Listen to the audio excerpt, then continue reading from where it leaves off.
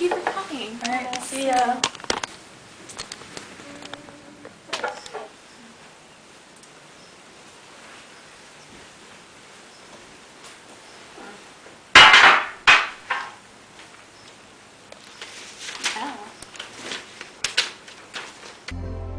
Dear Mom, how are you?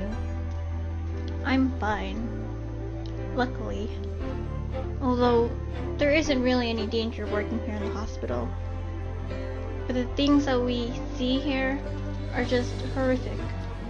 I've never seen so many injured men or so many gruesome sights. I'm just wondering how horrible it must be on the battlefield if it's just this bad in the hospital. I wonder how Walter and Edward are holding up. I really miss Walter. I just hope nothing will happen to him. He hasn't been sending me any letters for the last 2 weeks either. I'm getting worried, but Edward says he's fine. I just hope it stays that way.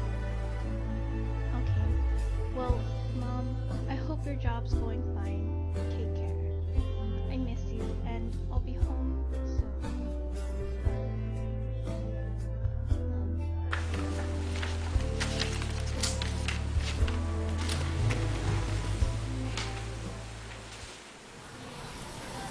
At the very moment that Margaret Jane was reading this letter from her daughter, the European nations were celebrating Victory in Europe Day.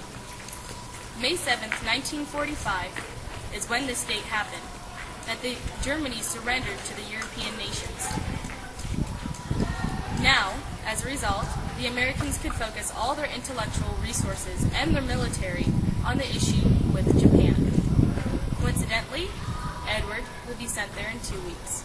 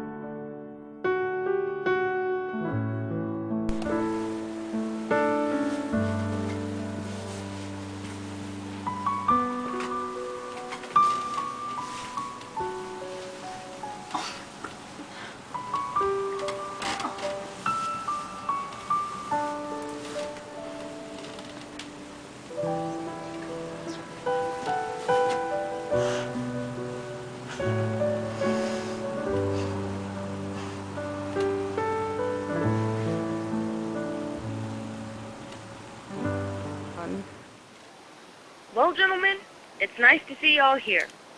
Anyways, victory is certain over Germany, and we have to pay for the reparation of the country. Any suggestions? I was thinking of splitting up Europe into 2 parts, East and West. East for the Soviets, and West for America and Britain. Well, that sounds like a good idea. I suggest that we split up Berlin into 4 parts. US will have the Northwest, France will have the West, and Britain, they'll get the Southwest, and finally, Russia will be entitled to the entire East. That sounds like a good idea. After the war in Germany, we need to invade mainland Japan. And this, I will need help to fight for Japan. I agree. 6 months after we take down Germany, I will join the war in Japan, and that's only under one condition.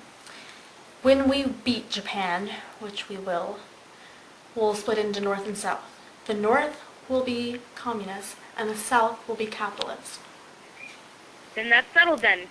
Nice speaking with you, man.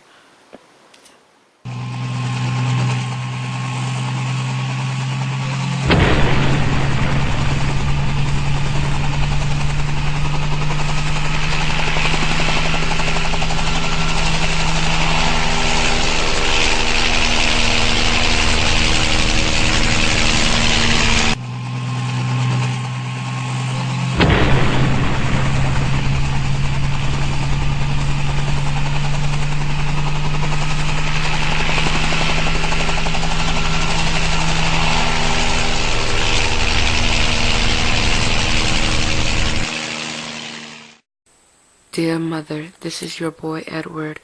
I heard news that I'll be coming home soon finally. I also heard that Ellery came home early from being a nurse, that she and Marjorie had joined the women's rights movement with the First Lady. Congratulations to them, and I'll finally be coming home with you. Even with FDR gone, the soldiers were able to come home safely, and with the GI Bill, they were able to further their education and avoid the repetition of the depression that followed World War I. So, Mrs. Fernandez, you were in Oahu when Pearl Harbor was struck? Yes. All right. You want to know? Yes, ma'am. Well, we see we had gone to church and we were coming home, Mm-hmm. and we saw the black planes up in the sky. Mm-hmm. So evidently they either were going out or coming in, because this was about 7 o'clock in the morning. But when we got home, everything was in a chaos state, because they had heard the news that Pearl Harbor was being bombed. So my girlfriend's father had to go down to the site because he worked for the county. Mm-hmm. He had to see that everything went right. And then after that night, we couldn't turn lights on. We had, like martial law, everything had to be blacked out. Mm-hmm. And people used to come around to make sure lights were all off, So why were the lights off? so that if any planes came over at night, they wouldn't see the That island. anybody was there? That's right. They wouldn't see the island. They wouldn't know where they were at. And we went that way for quite a while without lights. What, like a At day? night. Huh? Like a day? More than that. Months. Months? Yes. Because we had to hang things in the windows if we were going to turn lights on. That nothing showed outside. Everything had to be black. And did school go on as regular? We were out for a little while, and then we went back to school, and then everything changed because we had a boys' school behind us, Mm-hmm. and it was turned into an army branch. Mm-hmm. They had soldiers come in, and that's where they resided. So the kids from that school came to our school, so we had to have half days. So the girls went to school one half of the day? No. Our school, my school was primary, a girl and boys school. Oh. And theirs was just a boys' school. But what they did, they went in the morning, and then our school went, St. Patrick's went in the afternoon. So it affected the way of living? Yes, it did, a little bit, yes. Very much so. And we had to go, we had to have gas masks, we had to carry it wherever we went, Mm-hmm. just in case there was a gas war. I see. That's about all I can tell you.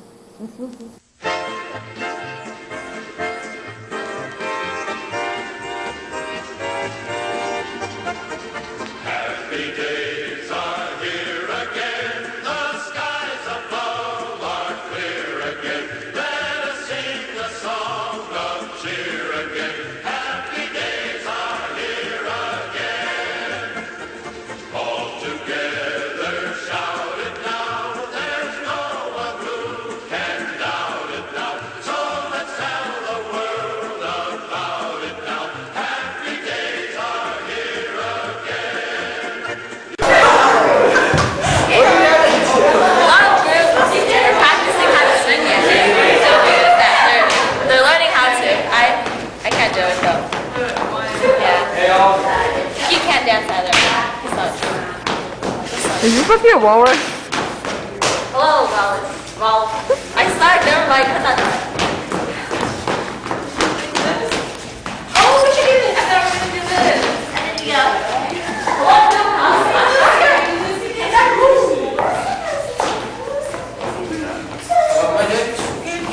Oh my God.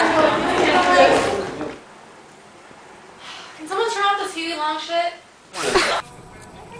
While the American people were struggling with these unemployment issues back home, the Japanese had invaded Manchuria, a province in China. Therefore, the United States followed the British by remaining isolation, keeping out of the conflict. And FDR hoped to keep his isolation motives in action throughout the whole decade. But we'll see how that goes.